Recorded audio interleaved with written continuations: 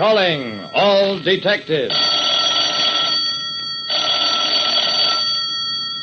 Most detectives are satisfied to catch a criminal after the crime has been committed.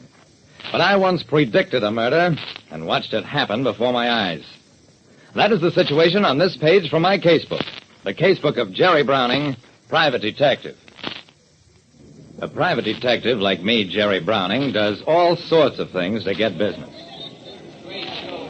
Ladies and gentlemen of the Thursday Evening Cultural Club, it is my privilege to introduce that well-known detective and student of criminology, Jerry Browning.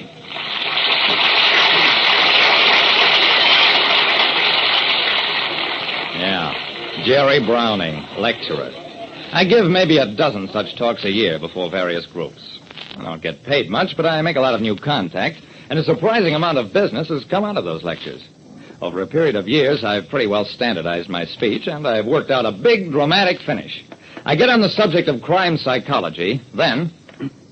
Ladies and gentlemen, there are about 200 of you in this room. Some married, others not. All respected members of the community, with neighbors, friends, and business associates. Yet, one of you is marked for death. I'll say more. Not only is one of you an intended murder victim, but the would-be murderer is also in this room. Even as I speak, that person is plotting the crime. How to execute it. How to get away with it. It was impossible to tell where the shot came from, but it was easy to see its result. About halfway back in the audience, a middle-aged man slumped forward in his seat. Murder in a crowded lecture hall. A murder that my words had set off. When I told the lecture audience that one person in the room was marked for murder and another the intended murderer, my words came true before my eyes. The next few minutes bordered on panic. Nobody leaves this hall until the police arrive. Anybody who tries to leave will be placed under immediate arrest. That stopped the rush for the doors and the possibility of the killer slipping away. Out of the corner of my eye, I saw the club chairman in the wings. He was speaking into a phone, which meant that the police would soon be there. Everybody back in their seats.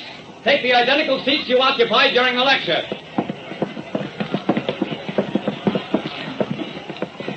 Now I had a chance to get at the victim. It required only a glance to tell that he was dead, killed by a bullet in the back. While ushers took the body into another room, I learned that he was Drew Lansing, a surgeon-dentist, unmarried, well-liked in the community. What's this about somebody getting murdered here? What's going on? There has been a murder. The body's in the other room. The police chief, followed by his deputies, strode down the aisle. Are you the lecturer who predicted the murder? Yeah, I'm Jerry Browning. The chief gave me a long, hostile stare. Okay, Mr. Browning. Then take another squint into your crystal ball and tell us who done the killing. I glanced around the room at the silent audience. Sure, Chief. I'll be glad to tell you. In private.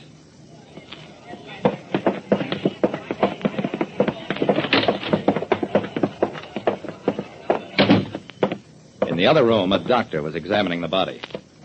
Shot from behind, bullet on practically level course, entered the lung, pierced the heart. Complete autopsy report in the morning, Chief. After the body had been removed, the chief turned to me. Okay, Browning, who killed him and why? I shrugged. I haven't the faintest idea. Now, just a minute, Chief. I had to say what I did in there. The chief found his voice. What kind of hocus-pocus are you pulling, mister? Saying there'll be a murder, and bang, there is a murder. You know something, Browning. I sat down. If you'll give me a chance, I'll explain. What I was leading up to in my lecture was that perfectly respectable people sometimes play with the idea of murder, of killing somebody they don't like. 999 times out of 1,000, that's as far as it goes. Normal people entertain such notions largely as fantasy. Only the rare, abnormal person actually commits the act. The chief wagged his head in astonishment. And you mean somebody in that audience thought you really know something and got rattled into doing the killing then and there? I nodded. That's exactly what I mean. The killer thought I was trying to warn his or her victim and was determined not to let poor Lansing escape. Brother, what a mess. A uniformed cop came into the room.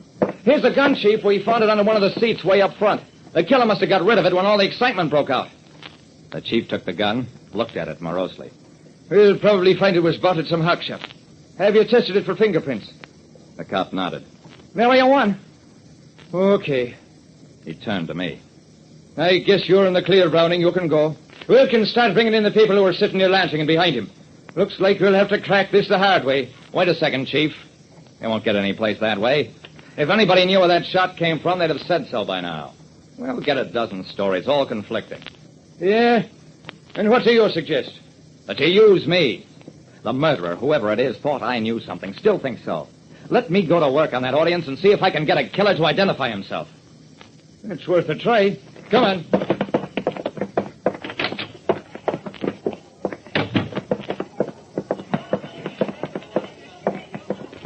It was a queer feeling to look out into the audience and know that behind one of those bland masks there lurked a killer.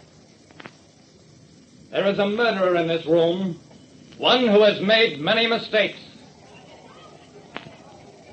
I waited for that to sink in.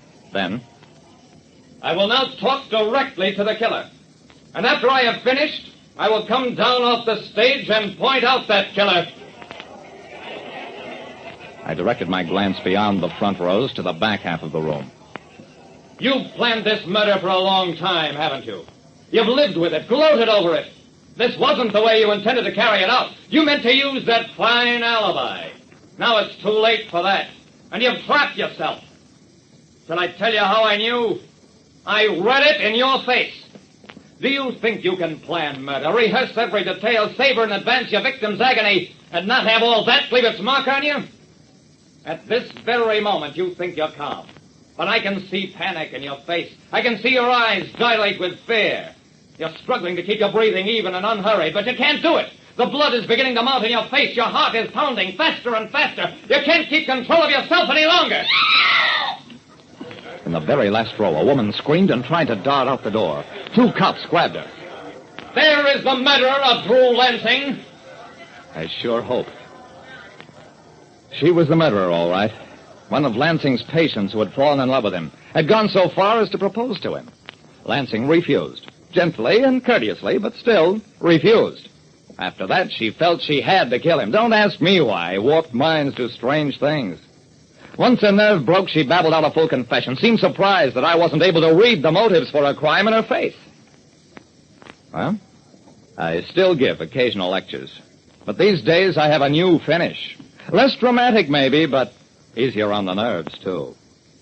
Like I said, you can get away with calling people various things if you smile. But if you call them murderers, you'd better duck. Listen next time to Calling All Detectives. Mystery drama, mystery quiz, and a chance for you to match wits with yours truly, Jerry Browning, Private Detective.